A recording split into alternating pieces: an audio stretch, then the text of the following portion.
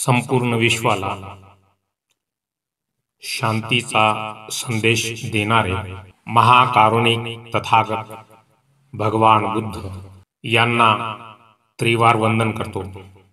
सर्व बौद्ध उपासक उपासिका, बालक आणि बालिका तसेच चॅनलचे सर्व दर्शक यांना मी माझी मंगल मैत्री प्रदान करतो। आजच्या धम्मदेशनेमध्ये 12 महिन्याच्या 12 पौर्णिमा आहेत। प्रत्येक पौर्णिमेचे महत्त्व काय आहे ते आजच्या धम्मदेशनेत समजून घेऊया। बौद्ध धम्मात प्रत्येक पौर्णिमेला विशेष असे अनन्यसाधारण महत्त्व आहे। जगातील बौद्ध राष्ट्रांमध्ये पौर्णिमा श्रद्धेने पाळली जाते। वैज्ञानिक दृष्टिकोनातून पाहिले असता पौर्णिमेला आकाशात मंद वारा वाहत असतो आणि चंद्र पूर्ण गोल आकारात असतो आणि चंद्राचा आकार सुद्धा परिपूर्ण प्रकाशमान असतो आणि चंद्राचा प्रकाशही आपणाला सुखावत असतो। त्याचप्रमाणे सागराला भरती येते। भरती येणे म्हणजेच पौर्णिमेच्या दिवशी पृथ्वीच्या गुरुत्वाकर्षण शक्तीशी पौर्णिमेच्या चंद्राचा आप म्हणजेच पाण्याचा तेज, वायू आणि पृथ्वीचा संबंध येणे।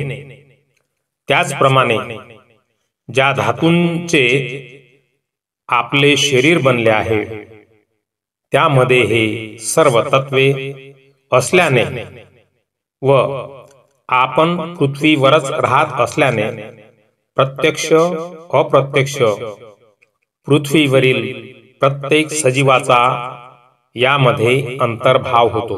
या दिवशी पृथ्वीवरील गुरुत्वाकर्षण शक्तीमुळे व उपोषण व्रताच्या आचरणाने मानवाला तसेच नैतिक व्यवस्थेला खूपच फायदा होतो।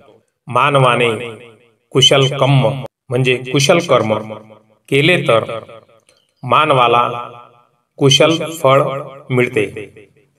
तसेच ते कुशल फळ मिळवण्यासाठी नैतिक व्यवस्थाही कुशल असावी लागते। कर्म म्हणजे कर्म हे नैतिक व्यवस्था राखतात, तर कर्म हे मानवाकडून केली जात असल्याने प्रत्यक्ष अप्रत्यक्षरित्या मानवावरच हा भार सोपविला गेला आहे। तेव्हा मानव हाच केंद्रबिंदू असल्याने मानवाने कुशल कर्म केले तर मानवता सुखी होईल। त्यासाठी बौद्ध धम्मातील मध्यम मार्गाने धम्म आचरण करणे तितकेच गरजेचे आहे। पौर्णिमेच्या दिवशी त्रिरत्न वंदना, त्रिशरण, पंचशील इत्यादी ग्रहण केले जाते आणि उपोषण व्रत सुद्धा पाळले जाते। या दिवशी बुद्ध विहारात जाऊन तथागतांना अगरबत्ती, मेणबत्ती लावून पुष्प अर्पण करून पंचांग प्रणाम केला जातो। बौद्ध धम्मातील पवित्र ग्रंथांचे वाचन केले जाते। भिक्खूंकडून धम्मदेशना ग्रहण करून त्यांना भोजनदान केले जाते। शक्य झाल्यास शिवरदान करावे, ते पवित्र मानले जाते। तथागत गौतम बुद्धांच्या शिकवणीमधील धम्म जीवनात सिद्धार्थ गौतमाच्या जन्मापासून महापरिनिर्वाणाच्या अंतिम क्षणापर्यंत पौर्णिमेचाच दिवस कारणीभूत असल्याने धम्मातील बौद्ध उपासक उपासकांना पौर्णिमेचे महत्त्व अपरंपार आणि अपूर्व असेच आहे। पौर्णिमा म्हणजेच प्रत्येक महिन्याच्या मध्यावर असणारा शुक्र पक्षीय 15वा दिवस होय। या दिवशी चंद्रमा पूर्ण गोलाकार व प्रकाशमान असतो पौर्णिमेचा चंद्र म्हणजे प्रसन्न, जागृत, परिपूर्ण जीवनाचे एकत्र प्रतीक म्हणून मानले गेले आहे. सत्कार्य पार पाडण्यासाठी बौद्ध जीवनात प्रणालीमध्ये पौर्णिमा हा दिवस पवित्र दिन म्हणून मानला गेला आहे. पूर्ण चंद्राचा प्रकाश स्पष्ट व शीतल असतोच, परंतु शांत व आल्हाददायकही असतो. चंद्र प्रकाशाने शरीराला दाह होत नाही, उलट तो सुखकारक व मन उल्हासित करणाराच असतो. पौर्णिमेला जे पवित्र व मोठेपण प्राप्त झाले आहे, त्यामागे अनेक महत्त्वपूर्ण प्रसंगांचा इतिहास आहे. तो म्हणजे तथागत भगवान बुद्धांचे संपूर्ण जीवनचरित्र होय.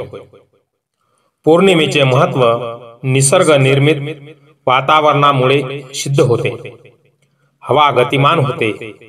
सूर्य व चंद्र यांच्या प्रकाशाचा आणि उष्णतेचा लाभ अविरत 36 तास पृथ्वीवरील जीवसृष्टीला मिळतो. त्यामुळे जीवसृष्टीतील एक प्रकारचे उबदार, उत्तेजित वातावरण मानवी जीवनाला, प्राणीमात्राला पोषक असते. पृथ्वी, आप, तेज व वायू या निसर्गाच्या घटकांचा लाभ प्राणीमात्राला उपकारक असल्यानेच प्रज्ञावंत तथागत जगद्गुरु भगवान बुद्ध हे डॉक्टर बाबासाहेब आंबेडकरांच्या उद्दंत शिकवणीमुळेच आपणास लाभले आहेत. तथागतांचा जन्म, गृहत्याग, तपश्चर्या, ज्ञानप्राप्ती, धम्मप्रचार प्रसार आणि शेवटी महापरिनिर्वाण पौर्णिमेस घडल्यामुळेच प्रत्येक पौर्णिमा अत्यंत पवित्र मानली जाते. वर्षातील एकूण 12 पौर्णिमेचे महत्त्व समजून घेऊया. आजच्या धम्मदेशनेमध्ये आज चैत्र पौर्णिमा असल्यामुळे ही प्रथम पौर्णिमा आहे. चैत्र पौर्णिमा या दिवशी तथागतांच्या जीवनात घडलेला प्रसंग. चैत्र पौर्णिमा या दिवशी तथागतांनी उरुवेला येथील निरंजना नदीच्या काठी असलेल्या वटवृक्षाखाली सुजाता नामक नगरश्रेष्ठीच्या कन्येकडून खिरीचे दान स्वीकारून वैराग्य मार्गाची समाप्ती केली. ज्या सोन्याच्या पात्रातून खीर आणली होती, ते पात्र नदीच्या प्रवाहात फेकून दिले आणि मला जर ज्ञान प्राप्ती होणार असेल तर ते पात्र नदीच्या प्रवाहाच्या विरुद्ध दिशेने वाहत जाईल अशी कसोटी लावली आणि खरोखरच ते पात्र प्रवाहाच्या विरुद्ध दिशेने जाऊन काळ सर्पाच्या गुहेत बुडाले. त्यामुळे त्यांचा उत्साह द्विगुणित होऊन बुद्ध गयेस त्यांनी चिंतन मननासाठी प्रयाण केले. दुसरी पौर्णिमा जी आहे ती वैशाख पौर्णिमा. लुंबिनी वनात इसवी सन पूर्व 563 साली शुक्रवार दिनी विशाखा नक्षत्री वैशाख पौर्णिमेला सिद्धार्थ गौतमाचा जन्म झाला. तो जयंती दिन बौद्ध जगतात अत्यंत पवित्र असा मानला जातो. याच वैशाख पौर्णिमेस सिद्धार्थ गौतमास गया येथे पिंपळ वृक्षाखाली ज्ञानप्राप्ती होऊन ते सम्यक संभुत्व मिळून शकले आणि वयाच्या 80व्या वर्षी मल्लांची राजधानी असलेल्या कुशीनारा येथे शाल वृक्षाखाली महापरिनिर्वाणपदी पोहोचले. आता तिसरी पौर्णिमा जी आहे ती ज्येष्ठ पौर्णिमा. या पौर्णिमेचे महत्व विशेष आहे.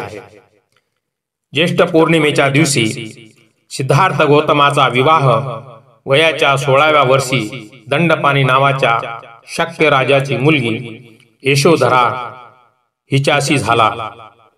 ती आपल्या सौंदर्याविषयी आणि चारित्र्याविषयी प्रसिद्ध होती. सिद्धार्थ गौतमास 20वे वर्ष लागले असताना सर्व प्रकारचे शिक्षण प्राप्त केल्यानंतर राजा शुद्धोधनाने शाक्यांच्या संगेत प्रवेश करण्यास सांगितले. शाक्य संघ पुरोहितांनी शाक्यांच्या असलेल्या संथागारात सिद्धार्थाचा अंतर्भाव करून त्यांच्याकडून सर्व नियमांचे पालन करण्याची शपथ दिली. चौथी पौर्णिमा जी आहे ती आषाढ पौर्णिमा आहे. या पौर्णिमेचे सुद्धा विशेष महत्व आहे. या पौर्णिमे दिनी महामायेच्या कुशीत बोधिसत्व गर्भधारणा रूपाने प्रवेश करतात. या आनंददायी घटनेला गर्भमंगल दिन असे म्हणतात.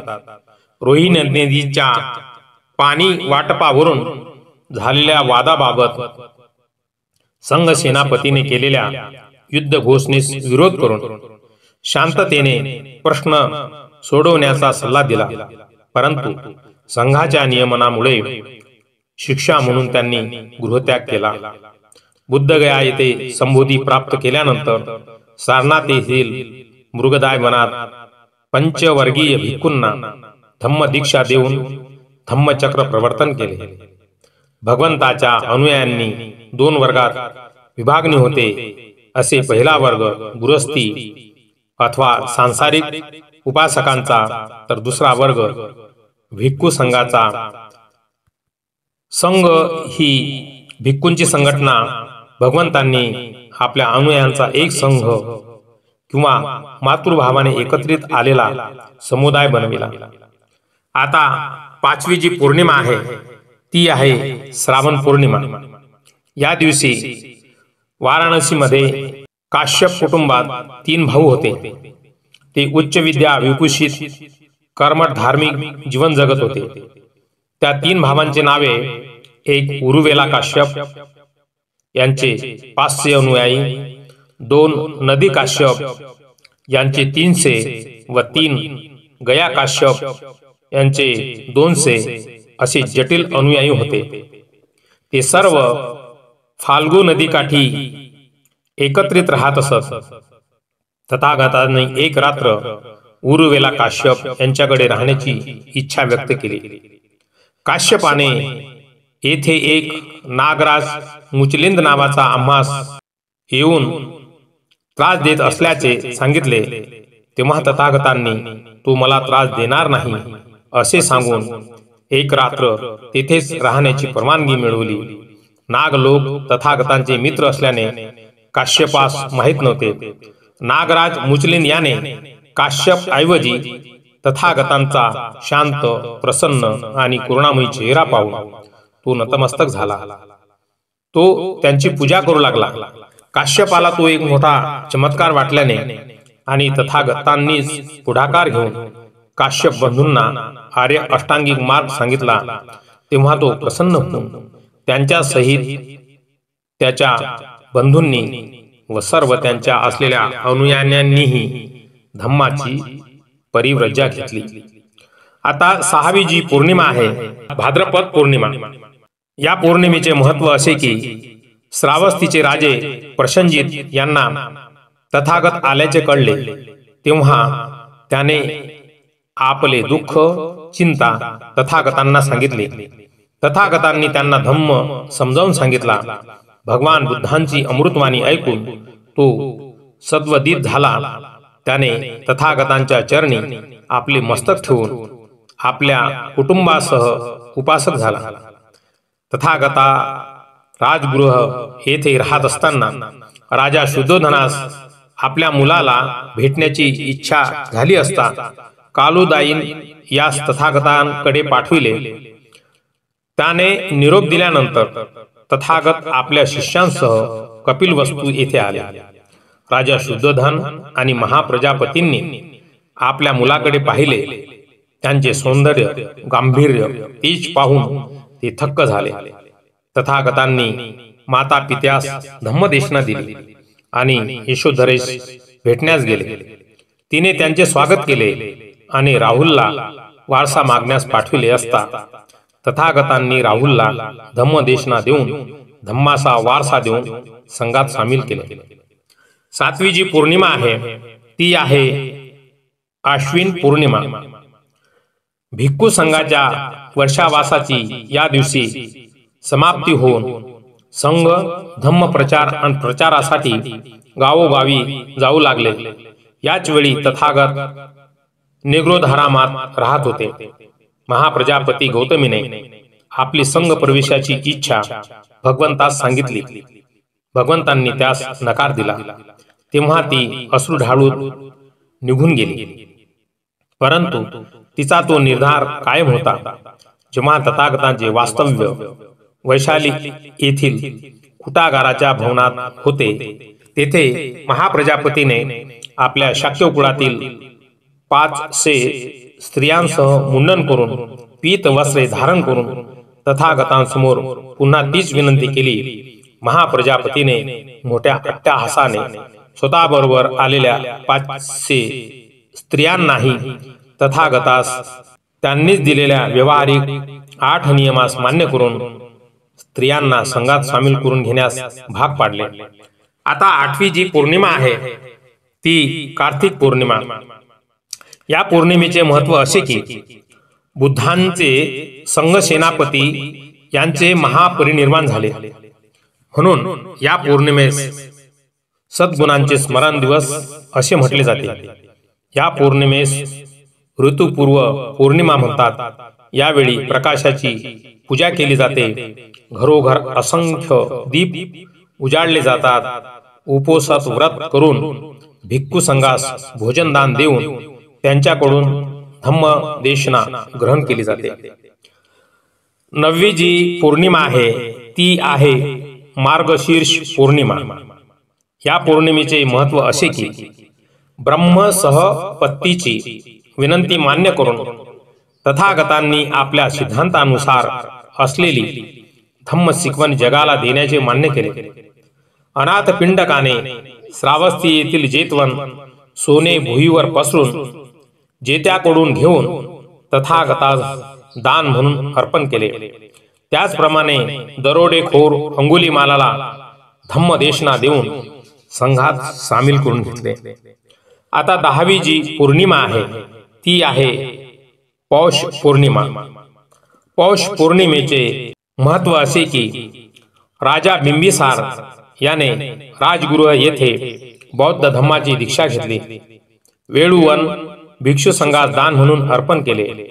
यावेळी तथागतांनी वेळुवनात 45वा वर्षावास केला। या निमित्त मोठ्या उत्साहाने आयोजन करण्यात आले। 11वी जी पौर्णिमा आहे ती आहे माघ पौर्णिमा। तर माघ पौर्णिमेचे महत्व असे की वैशाली येथील सारदस्य चैत्य विहारात तथागतांनी स्वतःच्या महापरिनिर्वाणाची घोषणा केली। या पौर्णिमेस स्मरण दिन असेही म्हणतात। आता 12वी जी पौर्णिमा आहे शेवटची पौर्णिमा वर्षातील ती आहे फाल्गुन पौर्णिमा। आता फाल्गुन पौर्णिमेचे महत्व असे की शुद्धोधन राजाच्या विनंतीनुसार आणि कपिलवस्तू मधील सर्व नागरिकांच्या सांगण्यानुसार तथागत भगवान बुद्धांनी आपले पुत्र राहुल आणि भाऊ बंद यांना संघात सामील करून घेतले। अशा तऱ्हेने वर्षाच्या 12 पौर्णिमा भगवान गौतम बुद्धांच्या महत्वपूर्ण जीवनाशी अत्यंत निगडीत होत्या। त्याचप्रमाणे धम्मा संबंधीच्या अनेक घटनांचा या पौर्णिमांशी संबंध असल्यामुळे प्रत्येक पौर्णिमेला बौद्ध उपासकांनी उपोषित व्रत पाळून धम्म आचरण करावे। उपासकांनी या दिवशी उपोषित व्रताचे पालन करावे। दर पंधरवाड्याला पौर्णिमा, अमावस्या, चतुर्थी आणि पंचमीच्या दिवशी अष्टांग उपोषित व्रताचे पालन करावे।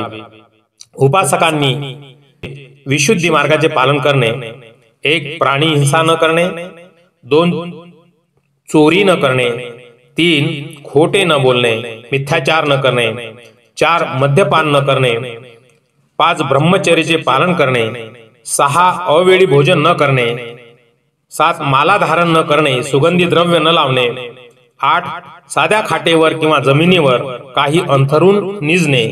या अष्टांग उपोषित व्रताचे म्हणजे 8 नियमांचे पालन करणे ही आजीविका महिन्यातील आर्य उपोषित पौर्णिमेला अमावस्या, चतुर्थी आणि पंचमीच्या दिवशी धारण करावी. धम्माबाबत वाचन, चिंतन, मनन करून शुद्धी प्राप्त करून घ्यावी. आपल्या कुटुंबात अथवा विहारात धम्मग्रंथांचे वाचन करून पुण्य संचय करावा. ध्यान साधना करून मन सतत जागृत ठेवावे. भवतु सब मंगलं. सर्वांचे मंगल हो, सर्वांचे कल्याण हो, सर्वांना सुख, शांती, उत्तम आरोग्य आणि दीर्घ आयुष्य प्राप्त हो.